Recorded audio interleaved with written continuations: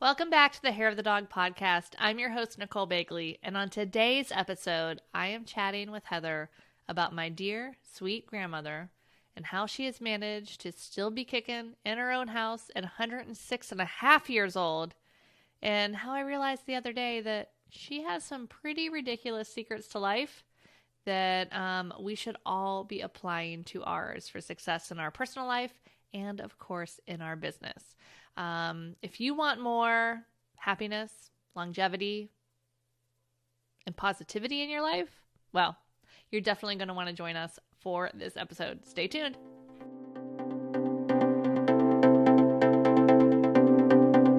Hey there, everybody. Welcome back to the Hair of the Dog podcast. I am back with my friend, Heather Lottinen, who I have stopped coming up with interesting intros because she's been on the podcast so much. Welcome back to the podcast, Heather. Okay, so I'm wondering if we could just change my title to co-host. How about that? I think you really honestly should just be co-host of the Hair of the Dog podcast because I'm here for it. This is week 4 in a row now. And, last week with lessons from home rehab projects. And then this week, which we're going to be talking about in a second, I was like, I'll just record those of my own. But you guys, let me know if you agree. It's probably way more fun. I hope they agree. Than me just like, meh, meh, meh. So anyway, we are here today. And by the way, this is going live on December 20th, which is my birthday. Happy birthday, my friend. Oh, thanks. Yeah. It's not my birthday yet because we're batching this early. But I'll take that for that day. And so anyway, since it's my birthday, I want to give you guys out there in Hair of the Dog land some advice on how to live to be 106 plus. Now, before you're like, Nicole, you look damn good for your age. 106. Wow. That's right. Not actually 106. I am 60 years exactly younger than that. But anyway, my grandma, you guys might have heard me talk about her. My mom's mom was born in 1916, and she is still going strong, still lives by herself in her home, and she turned 106 this past July. So she is currently 106 and a half. She now says it's her 6th birthday. She started over. Oh my gosh. Because why not? Yeah, exactly. And when you told me you wanted to record this, I actually would have been offended if you didn't invite me, because you have often told me about your grandma, and I met your mom earlier this year, and I was asking your mom all about her mom because I am so fascinated by this woman, and she lives not too far from me. I mean, I might be dropping in on her. I'd be like, Nicole's best friend. My name's Heather. I'd check in and see how you're doing. But remind me her first name. Irene. We have a chicken named Irene. I love yeah. So I was thinking about it because, I was checking with my mom, and we just kind of joke, like, is she doing incredibly well today? Because every morning on the phone, she starts off with, my mom's like, how are you? She's like, I am doing incredibly well. And then I started to think about it. I'm like, oh, this is the reason that she has lived this long. And there are 3 reasons. 3 that she has lived as long as she has.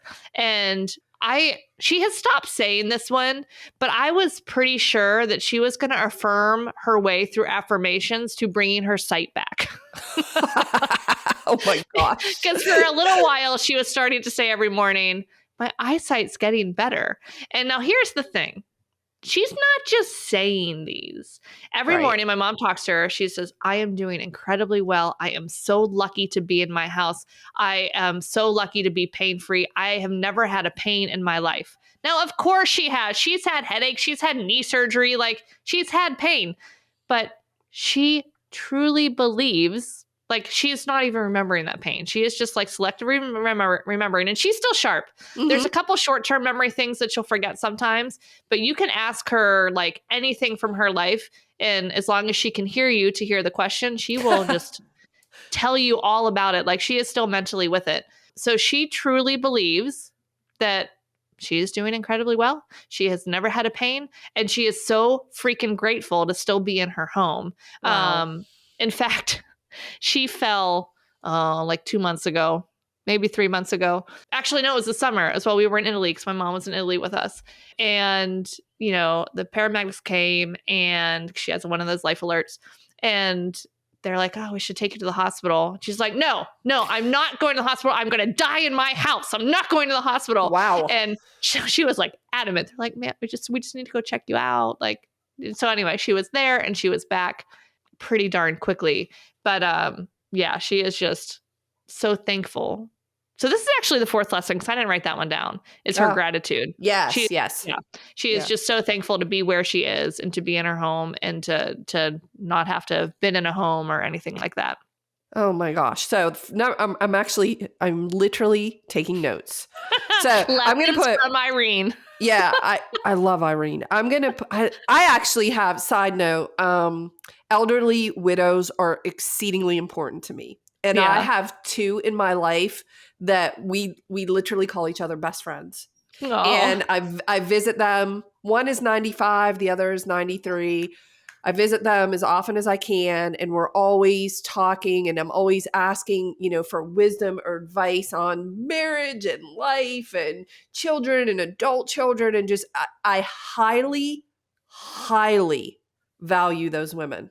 Yeah. And I think that when my mom was telling me one point a couple years ago, my mom's in her 70s, she was like, you get to this age as a woman and you feel almost like forgotten, like lost, invisible, she said. You feel invisible.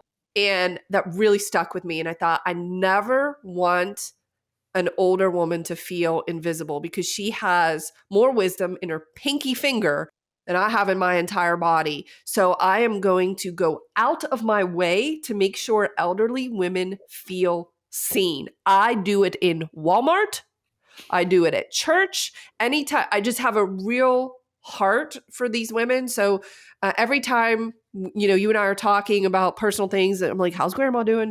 It's just. She's doing incredibly well. So number one is I'm doing incredibly well. Yeah. So number one originally was just like, I was going to talk about those affirmations, but I realized part of it is that gratitude. Yeah. So definitely number one is she is so grateful for still being in her home, for what she's had. She's so grateful for the amazing life that she's lived. Oh, she looks back and, she's always, she hasn't left her house in probably 16 years. Like she's afraid of falling, because she can't see very well. She can't hear very well. So she hasn't left in so long. But, we asked her the one time, she's like, oh, do you wish you could still go? Like, do you miss going out? And she said, no, I am just so grateful for all the incredible travels and experiences I've had. I can just think about those. Wow. So not like even an ounce of, regret or sadness or what could be. She's just completely focused on the positive. That's amazing. Mm-hmm. Yeah, it's absolutely incredible. It is. Yeah, number one lesson in life from Irene is definitely gratitude. Okay. Number two are those affirmations, which we started to talk about. And the key for these, so I think people hear affirmations and they're like, what good does it do for me to say something that I kind of sort of don't even really believe every morning? Like it feels so hokey to do affirmations. But they work. Right. I firmly, honestly believe this is why she's still with us. I agree. Because she says every day to my mom calls her every morning at 9 a.m. I am doing incredibly well. I have never had a pain. Like she just, so now it's become the family joke, right? I'm like, hey, did you talk to grandma? Is she doing incredibly well? Irene is incredibly well. Here's the thing about affirmations. Yeah, some people, and by the way, I know this because I was one of those people. So right. I can engineer Heather. Totally. I can absolutely relate to that. But at one point I thought to myself, what does it hurt to try? Okay. And I don't care how hokey it feels, it works. Mm-hmm. And if you think it doesn't work, you are wrong because I have seen the transformation in my own life. I've seen it, through the stories you and I share. There's just so much evidence to prove that it works that you just can't deny it anymore. And you feel hokey. Okay, so what? Who's going to know that you're saying it? Like you feel hokey to yourself? Like what? Right. I mean, Heather, that feels cheesy. Okay, you choose your word, but I don't know. Is there a certain amount of time that people should like commit? Is it like 60 days, 30 days? Yes. Yes. What's a good amount of time to be like, I'm just going to commit to trying this? Okay. I love that. Okay. So for anyone who is like rolling their eyes, and I was you, okay, I understand. I would say 30 days just to see if something happens, and or 60. But here's the truth. I'm not kidding. If you decided right now to shift that belief, you could start today and feel great about it. Yeah. Choosing hokey cheesiness is exactly that. It is a choice. You are choosing to think that in avoidance of what might help you. That sounds stupid to me. So you can continue to choose it. You can try to, some people, I was one of these people, I needed time, I needed proof, right? But now where I'm at, when somebody tells me to try something, I do things in an instant because I'm like, I'm not wasting time with my own stupid thoughts because they usually aren't serving me. So, I talked about this one years ago.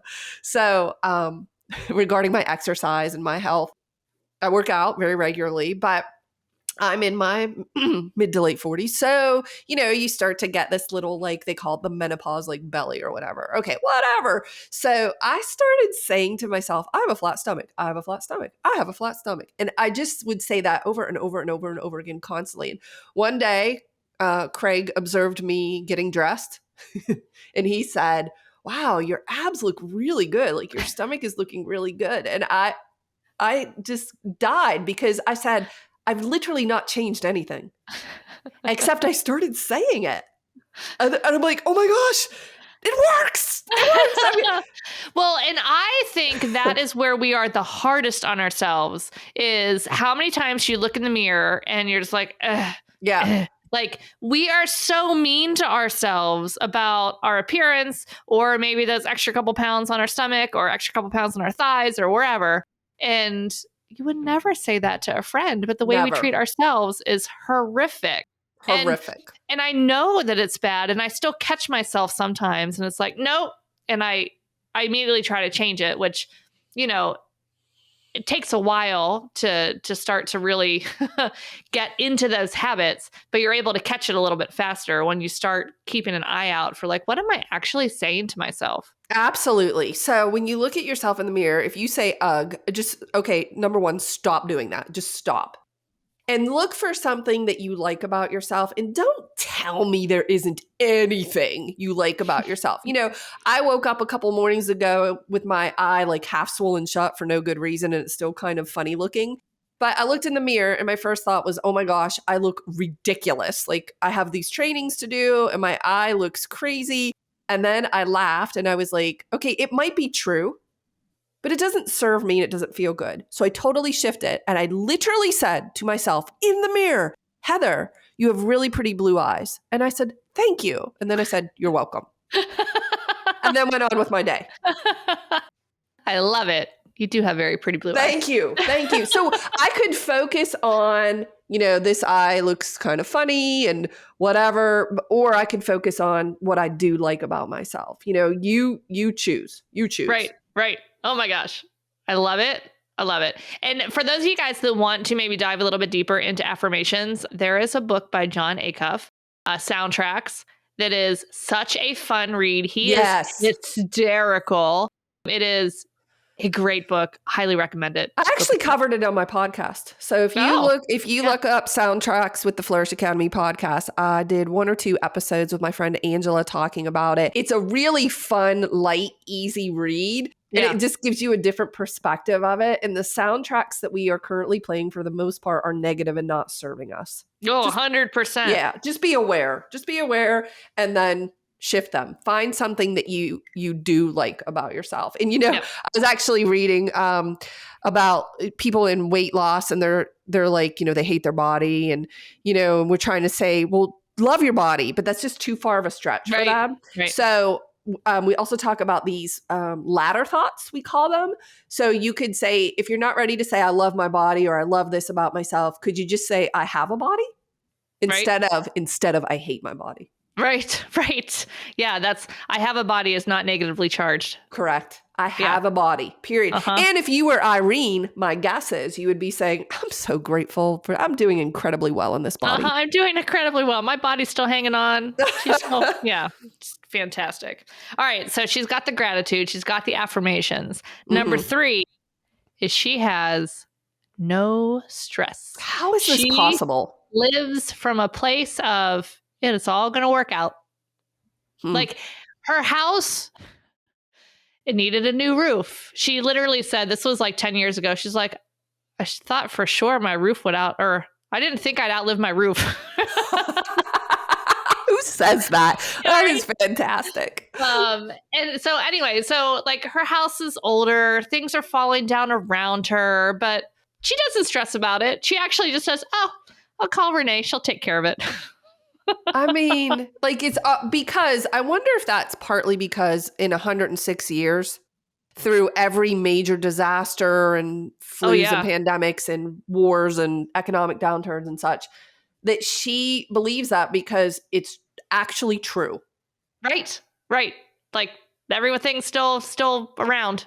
It did work. She went through the worst of the worst. She has literally seen it all, and she survived it. And so she just now shrugs her shoulders and is like, a new roof? That's nothing. You should have seen the Great Depression. Right. Right. Yeah. We didn't have food.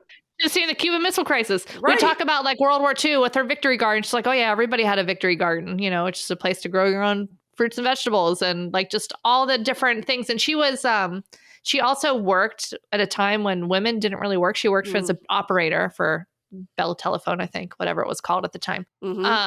So she was in like the switchboard, boop, boop, putting the little things in. She was at Bell Telegraph, probably. Yeah, right.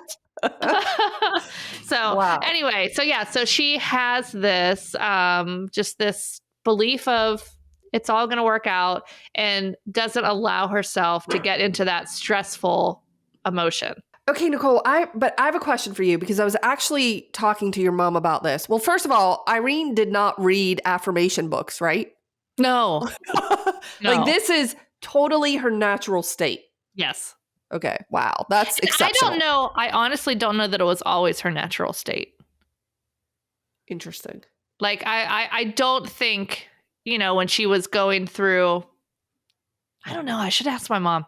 Yes. Like I if she was, well, if she was like always super like, it's fine, it's chill, which actually I think she might've been, because my mom tells stories how like she had 2 older sisters that were twins. And so my mom was the youngest. And then every September, my mom would go live with a friend because my grandma and my grandpa would like go to Europe for a month. Like what? So I asked your mom, I was asking your mom about Irene. And then I said, tell me more about your dad. So I didn't know that your grandpa, Irene's first husband, died very young. Yes. Like suddenly. Tell me about that.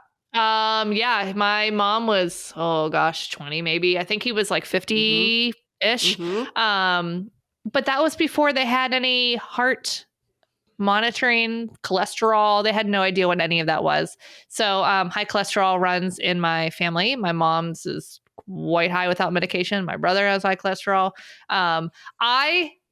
It has gone up a little, and then I have used some affirmations over the past couple of years to actually lower it, so it is still amazing. Still not in need to get anything done. So anyway, so I'm using that power. Yes, the power of the brain right there. Yes. But anyway, no, he had just had a massive heart attack that they just didn't have the medical ability to keep an eye on that kind of thing or to treat it. Yeah, so I said to your mom, I was like, wait a minute. We were sitting on your couch in the living room and she tells a story like so matter-of-factly. And I was like, how old were you? And she was like, I was 20. And I said, your dad was young. Yeah, he was really young. I said, okay, how did your mom handle that? I mean, her husband of however many years literally drops over dead. Right. I mean, at a time in life when your kids are starting to move on and you're like actually getting your life back to yourselves. And there's a lot of fun things that you can do. And your mom had to think about it. And she was like, well, she grieved, but she was just like, she focused on living. Yeah. on moving forward and living. And I said, that's so interesting. I was talking to a pastor once, and he said he works with a lot of widows, and he said there's two types of widows. There are widows who bury their husbands and are like, okay, they grieve, and then they're like, let's go. I'm going to move on. I'm going to have a Mm-hmm. purpose. I'm going to do things. And there are some that die within a couple months Mm. because Oh, they, I think that's two types of people for anything. yes, There's the type of people that like something happened in their life and, 20 years later, they're still focused on this. Like they're yes, still giving so much energy to this past event. yes, Or there's the people that are like, all right, that happened. Let's move on. yes. And it doesn't take away like the moving on after, somebody passes away suddenly, like doesn't take away all your incredible memories and all your incredible experiences with them. If anything, I think it honors that because they would not want you to be 100%. sad. Right. I mean, of course you're going to be sad. Those are the right words. So they wouldn't want you to be stuck in this perpetual state of grief. That's right.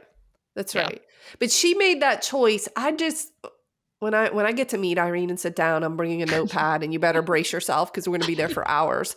I'm going to ask. She would love it. I'm going to ask so many questions, but I just wonder again. Not that it matters. I'm just curious. Was that a conscious decision, or did she? I don't know. Yeah. I mean, she did. She then got remarried, and then he passed away, and then she was dating some people. And they would pass away. Oh, my word. She was just like, I'm just done dating. I killed them all. I mean, that's like funny. That's a good attitude instead of, oh, I killed them all. She was like, well, right. Like, they can't handle me. I'm too much for the living. Oh, which I so believe funny. to be true about Irene. Man, Yes. that's just phenomenal. I just want to tap into like a tenth of that. You know what I mean? Yeah, no, 100%. It's just incredible to see how these little mental tricks, like whether you have them or not, and if you don't have them, if you're like, Heather, Nicole, that's not my natural state, I can't do this.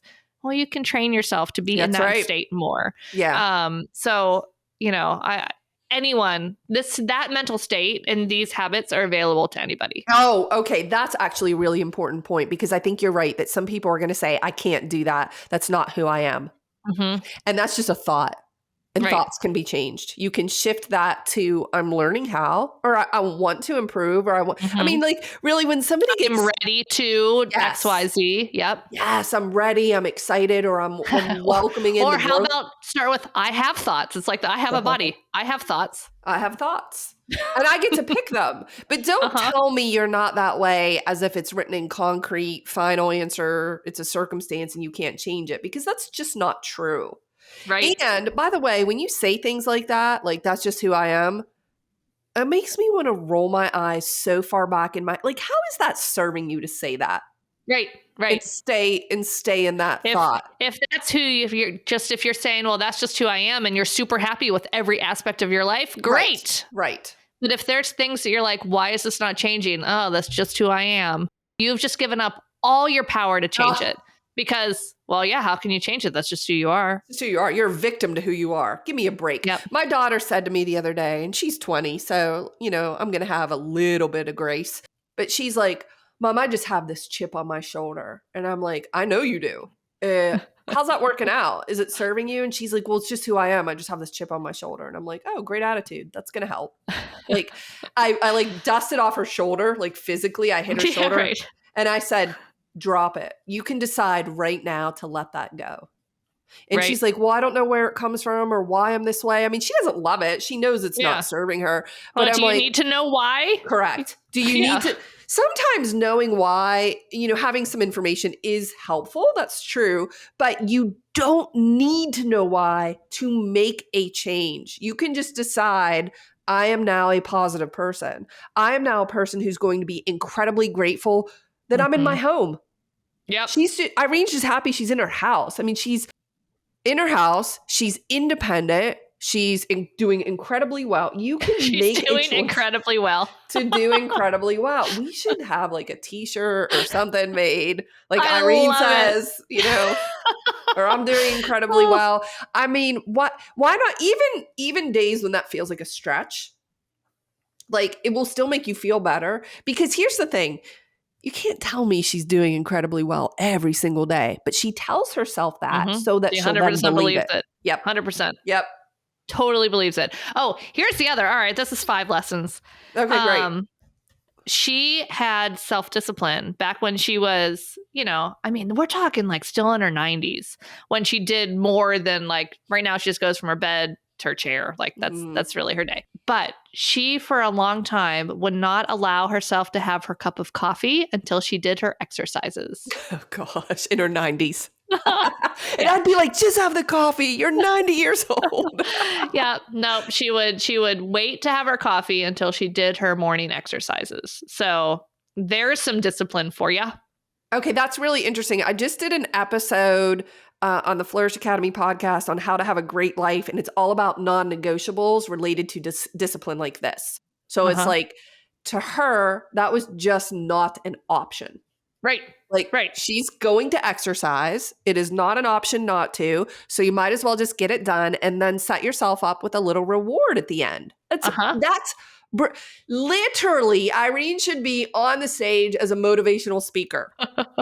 It's that. And it's also kind of like a habit stacking, right? So it's like, so my habit is I do my exercise and then I get the coffee. So it's kind of tied to her coffee. Yeah. Habit stacking is actually one of my favorite things. So James Clear wrote Atomic Habits. I think that's where we learned that. Yeah, in that book. I think so.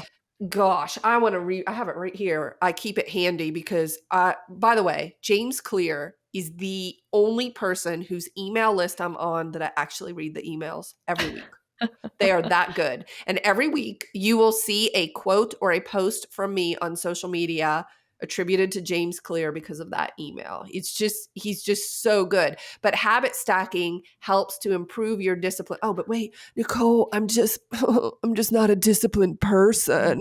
I can't do that. How's that working out for you?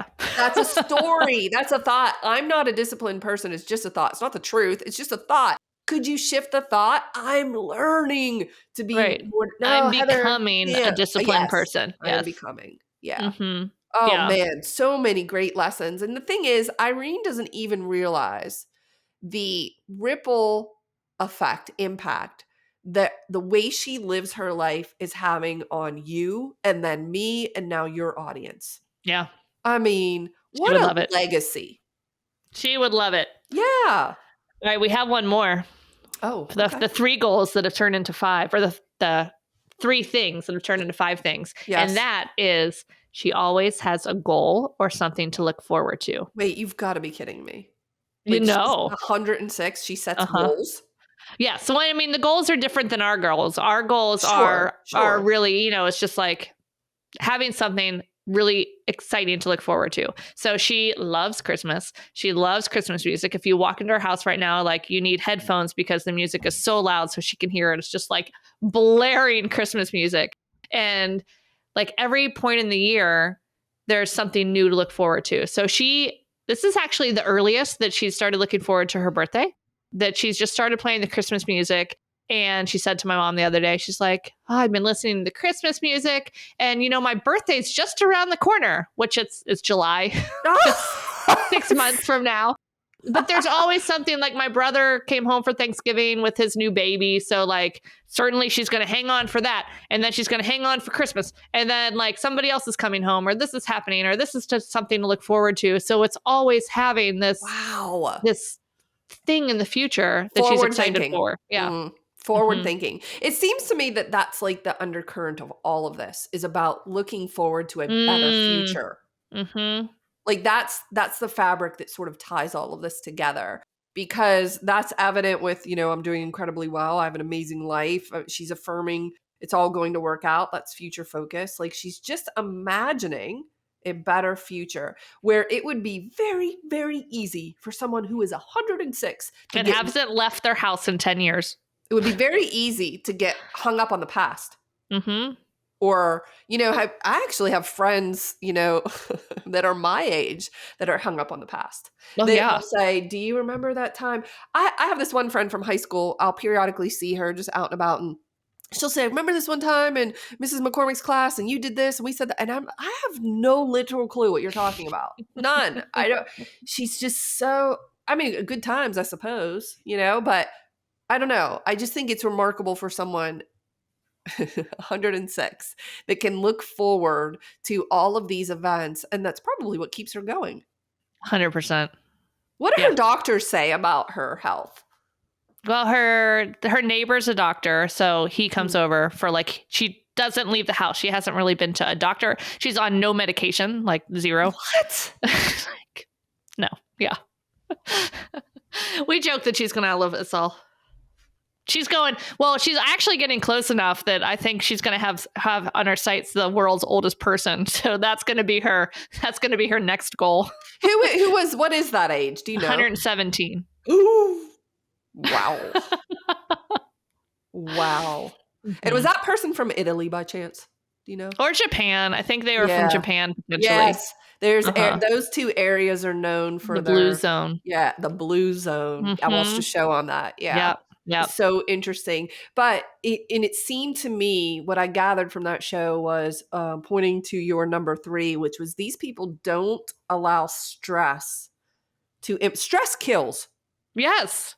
It increases inflammation in their body. And, and then you can also go to, they're having a whole good diet. Like it's not, this isn't a nutrition podcast, but even when I was in Italy and then in Spain and in Scotland, I was overseas quite a bit this year, eating like a maniac because the food was so good and we had private chefs. Well, Italy, we didn't, but I mean, it was in Italy, so there was a lot of good food. Yeah. And I didn't gain any weight on any of those trips. Why? And I was eating bread and cheese and all the things. I didn't let any of it slow me down, but it was real food, not all this processed, quote, real food that we have here. And so I think the combination of what they eat, which is, lean meats, fish, natural fats, olive oils and fruits, vegetables, and any bread is actual real bread, not all this modified craziness with preservatives. And then that lifestyle of it's all going to work out. Oh, gosh. Okay. Yeah. So what I've heard here is I need to eat more bread. That's what I just in Italy. We need to go to Italy and eat more bread. Yeah. Or Spain. Yeah. I mean, and you can watch them make the pasta. Or France. And it's just they're using flour and water and oil and an egg and, they're making pasta. So everything's very fresh. So it's just really interesting because it's not that I have my sights set on living long per se, although that's great. It's I just want to live really well and happy. Yeah. Okay, not to, life, bad things are going to happen, but with a positive outlook. Mm-hmm. I'll get through this. And even when bad things happen, obviously you're going to have some grief, but still being able to turn around and continue to live your life. Oh, so a good friend of ours tragically just lost her mom very suddenly and unexpectedly. And her mom happens to be the same age as my mom. So I'm talking to her periodically. Actually, I need to check in on her today. And I found this article about how to be useful in grief. You could be, okay, this is maybe a different topic for a different day, but grief is something you do need to experience and walk through and feel. But is there a way to not be just a heap on the floor?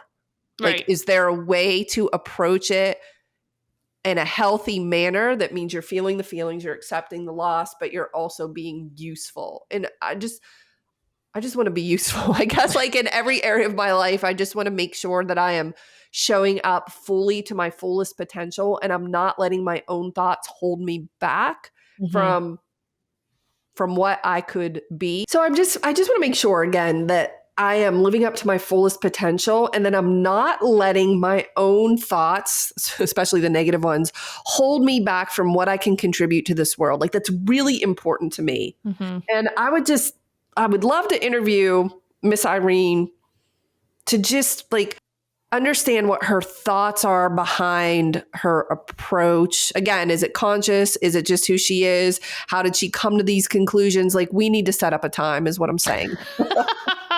I love it. We will we'll try to get on that for sure. Yeah, maybe we'll have to take a little microphone and have Irene's musings and knowledge drop to the podcast.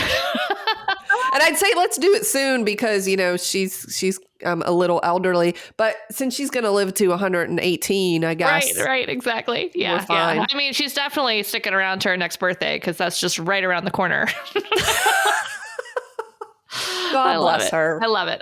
Thank you for sharing that. Oh my gosh. Of course. Thanks for joining me on this incredible conversation. Because, the more I thought about it, I'm like, man, there are some incredible life lessons. Yes. Which, of course, all of these types of things are the real work for our business. We need to have some best practices for how to market, how to message, how to create our website. But so much of the success that you're looking for is coming down to things like that. I see it all the time from our people that are in your Elevate that they're like, oh, something just shifted. Now all of a sudden I'm getting these inquiries. I'm having bigger sales. It's incredible to watch.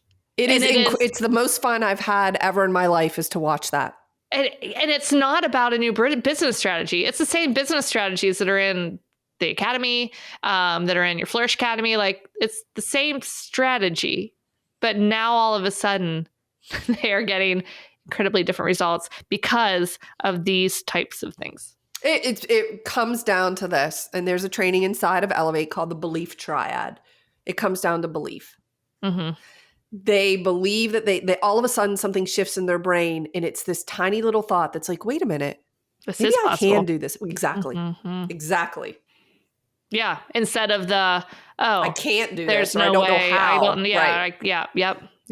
It's the tiniest little shift where people are saying, I don't know how to do this. I can't do this. That'll never work for me. I'll never hit 6 figures. And they just go on and on and on. And then one day I crack them open and it just takes this one thought and I know it. So I'm very patient because it takes time and that's fine. Mm-hmm. I'm here for it, So, and then I sneak in there with this well, what if it was possible? And then at some point when that shift happens for them, all of a sudden they're posting, hey, I just had an $8,000 sale. Right. Yeah. And you're like, what? Clients today. Yeah. Yes. Yeah. How is that possible? And they'll say, I just believed that I could do it. Yeah. What? Yeah. Okay. If it's that simple, then let's lean into this idea of belief. Yep. And you guys keep track of Irene's 5 tips for a long life. Gratitude, affirmations, no stress, always having a goal. Oh gosh, what was the other one? I actually have 6. I took notes. I'll read them to you. Do it. So I have number 1 is I'm doing incredibly well. I've lived an amazing life, which goes into number 2, the affirmations. Number 3 was no stress. It's all going to work out. Number 4 is gratitude. And I love this thought of just being grateful for my home. Oh, yeah, right. I have a home. Especially number right 5, now, it's all rainy. It's rainy and windy here. Yeah. I'm happy to have a warm home. Number 5 was self-discipline. That was the exercise before coffee. Mm-hmm. And 6 was goals or something to look forward to. Yep. I love it. So how many of those things do you guys have in your life and how can we incorporate more of them? That is our question for you. Let us know as usual on the Instagram if you found this helpful. Flourish Academy for Heather and Nicole Begley official for myself. And thank you, Heather, for having this incredible chat. It is my pleasure. Actually, this is one of my favorite episodes we've ever done. Thank you for having me. You know how much I love your grandma. I haven't even met her. I love it. We'll have to make sure that happens. Yes. All right, everybody. So great to see you all. Have a wonderful holiday season. And we will be back with a new episode after the new year. But don't worry. Next week, we're not going to leave you all hanging while you have some time off. We're going to do some replays of some of our most popular episodes because there are 170 previous episodes. 170, Heather. There's a lot of really, really good information in those episodes. And, if you're new to the podcast, just jump around and, grab what speaks to you. But man, there's just a lot of good insight to be had. Yep. And then we'll be back after the new year. And we're going to kick it off with just awesomeness because I have no other word. I can't come up with it, but it's going to be great. It's going to be great. Okay. We're going to do incredibly well. We're going to do incredibly well in 2023. Oh my gosh. That definitely needs to be a shirt. It's going to happen. All right, everybody. So good to see you. Happy holidays. Talk to you soon.